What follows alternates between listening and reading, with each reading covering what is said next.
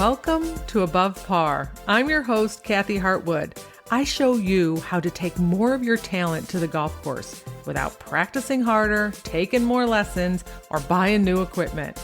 I show you how to end the frustration of underperforming so you can start playing to your potential. This is where you are going to learn how to think above par so you can play below par. Let's get to it. Hello, my girlfriend. Welcome back to Think Above Par. Hope you're doing amazing. I am super excited about sharing a new product that I have. I've worked a long time on the idea of an app for mental golf. And I don't think there's a lot of them out there. And the ones that I've seen aren't really part of my vision. I wanted something that you could use to help you build up your mental toolkit. Something that you could see the progress in how you're doing, some way of measuring it, tools that would help you build up your mental strength on the golf course, your mental management, your awareness. I want something that you could have in your pocket and use whenever you wanted to on your phone, aka an app. So I finally have put something together and I've offered it inside of school at yourmentalcaddy.com. It's getting tested. It is not in the App Store. I do not plan on putting it in the App Store, not right now. But I want to share what's in it and why I did it with you. And I'd love for you to try it out and test it too. There's a few elements that I think are really important inside of working on the consistency of the mental part of golf. You've heard me talk about these here on the podcast. One of them is your pre-round prep. This is how you prepare for a round, how you clean out your junk drawer, get all the thoughts out of your head, see what's in there so that you don't get the rug pulled out from underneath you when you're out on the golf course. So part of this app is that you have a process to go through where you can dump it all into the app and you get to see it. Then there's the post-round evaluation, which after the round, you get to decide what went well, what didn't go so well, and what you do differently. And in this process, you build up your mental toolkit, meaning that you have things that you'll remember about different situations so that you can come back to them when you're in that situation again and go, oh, I have a plan. Not so you're out on the golf course scrambling, trying to figure out what to do when you get a little rattled. So in there, in the app, there's a section for that. There's another section called the reality check. And this is where I encourage you to hit 10 shots with each club to see where you are when you're on the range. And inside of the app, you get an opportunity to register how many shots you hit, and then it'll show you what your expectation meter is. So when you're on the golf course, this is what you should expect to do if you are calm, certain, and confident, or in a preferred state when you're out on the golf course. So that would be maybe your expectation is 5 out of 18 greens based on what you did and what you inputted from the driving range.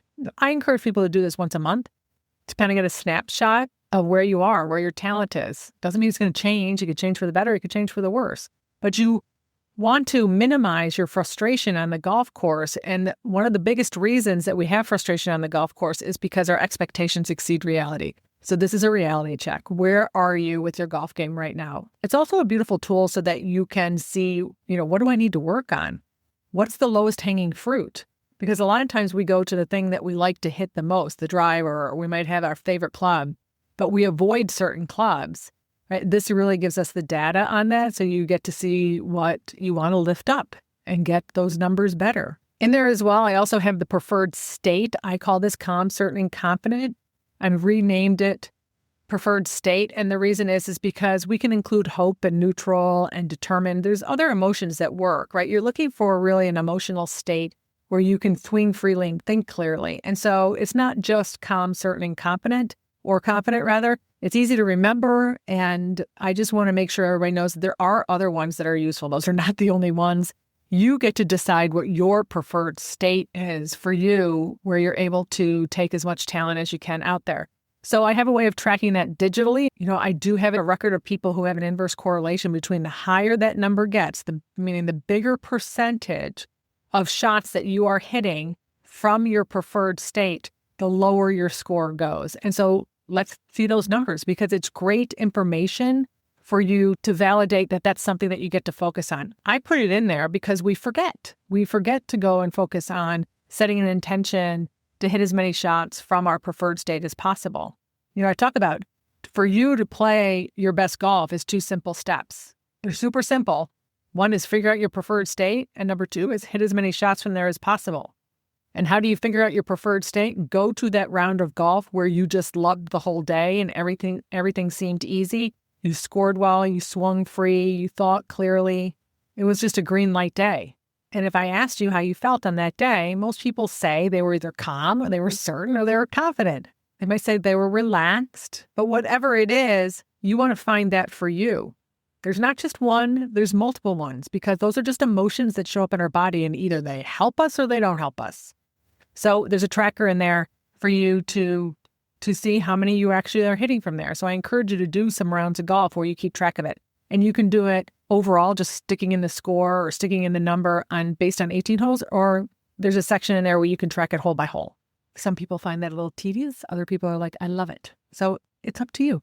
Then I have another component I'm super excited about. It's called the Mental Golf Index. And this is basically like your handicap for the mental part of golf. It is a way for you to self-diagnose because you're going to judge. I don't know what's going on inside of you, right? You get to be the person who diagnoses yourself on a scale of a number of different things to help you see where you are, what number you have as far as a mental golf index. So if you have a 20 handicap and you have a 40 handicap in the mental part of the golf, you are costing yourself quite a few shots, right? You could definitely lower your GIN handicap if you get that number, your mental golf index number, lower. Conversely, if you have a 20 handicap and your mental golf index is an 8, you are taking out a lot of your talent on the golf course. That's kudos to you. The other thing that's beautiful in there, you'll see the different parts of golf the mental part of golf where you're struggling or other parts that you're excelling. And just like the reality check, which shows you which part of your golf game you want to work on, this will show you which part of the mental game is the best for you to work on. There's another component in there that you get to track whether you're playing in a casual round of golf or a tournament round of golf. And that matters because in the calculations, it adjusts slightly because most of us do not perform as well. There's more pressure in a tournament round than there is in a casual round of golf where you go out and play with your family or some friends. But in there, it'll show you the difference, the pressure gap, it's called, between your tournament round as far as your index goes and a casual round of golf. And ideally, we'd like to get those numbers as close as possible. You want to get your casual round of golf, your mental golf index, as close as you can to your tournament index. Right? So I think this is really cool. And it all gets populated onto a dashboard. So when you open up the app, you get to see what that number is all the time, first thing. Then there's also a life component, a self-leadership part. This is something that you get to practice all the time, whether you're playing golf or not. Like right now, if you have snow on the ground and you're not playing golf, it doesn't matter. You get to work on the mental component of golf because you have one brain. And so there's a life component where right now I have in there a brain dump where you get to get your thoughts out of your head. You get to do steer, which you hear me talk about, but I teach it inside of school. It's an amazing self-awareness tool that I have found extremely useful. And so have a lot of my clients and members. And then there's a page where you get to log how many mental recs you had. This is important because our brain likes to see that we're ticking things off. We're doing work. We're making progress. We're seeing our wins. And so you get to keep a tally of that. And that goes to your dashboard as well. The other thing, going back to the mental prep, when you go in there and you decide on some of the thoughts that worked for you and some of the things that you did well and some of the things that you're going to change, it logs all of those for you so that you have a building record of things that went well, right? Which is good for our brain to see as well. You get a list of all the power thoughts that you liked that worked for you so that you're not scrambling trying to remember some of them. You can go back and go, oh yeah, that one worked. I know I can have some more certainty about that. I know I can use that one again. And that's also a very powerful tool. And then the other component of this, the third component of this is that there's my Mental Caddy bot, which is basically programmed with all of my content, my courses, my podcasts, my workshops, to give advice, mental advice, just as if I would. So it's like having me in your pocket, except way lighter. Right? And so you get to ask it a question. I'm super nervous about the round of golf today. Do you have any suggestions? And it will give you an answer as if I'm giving you an answer. And I think that's also really cool. And I've worked really hard on that as well. So I'm very excited to introduce my Mental Caddy app. It is only available inside of the school community right now. And it is a diagnostic awareness tool.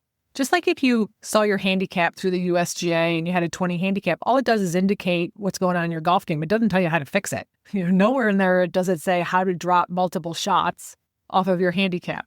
This is a little bit of the same thing, though there are some tools in there that will definitely move you forward. But those numbers are indicators. The way that you get the help and the assistance and all the things that we work on to lower those sections that are holding you back or keeping your handicap elevated is inside of school. And that's what I help people with. And let's get your mental handicap down, your mental golf index down. Let's get those shots of how many shots you're hitting from calm or certain or confident up. Let's get your reps up. Let's get your expectations to meet reality and get really clear on where you are. There's so much certainty to be had and information to be had inside of this app. I'm so excited to introduce it, and I would love to have you come test it out. You can get access to that inside of yourmentalcaddy.com. So come check out my app that I have been working on for the last couple of years. All right, my friends, have a beautiful week. I hope to see you inside your Mental Caddy. I'll talk to you next Wednesday. Bye.